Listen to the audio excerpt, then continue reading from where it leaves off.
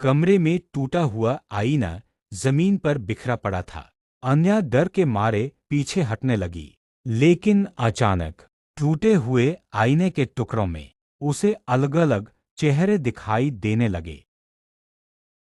तभी उन टुकड़ों में एक पुराना दृश्य दिखने लगा। अन्या ने एक छोटी लड़की को देखा। वह हवेली में खेल रही थी और उसके पास एक बुजुर्ग औरत खड़ी थी। अन्या हैरान होकर, ये तो वही बुढ़िया है। अचानक दृश्य बदल गया। हवेली में आग लग गई। लड़की जोर-जोर से मदद के लिए चिल्ला रही थी।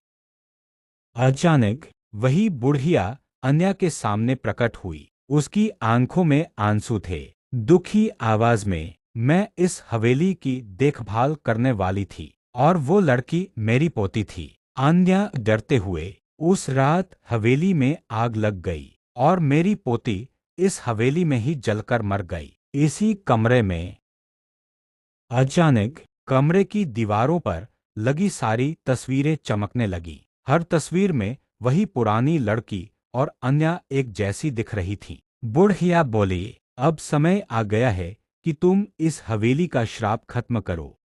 कैसे? अचानक फर्श के बीच में एक पुराना लकड़ी का बक्सा अपने आप बाहर आ गया।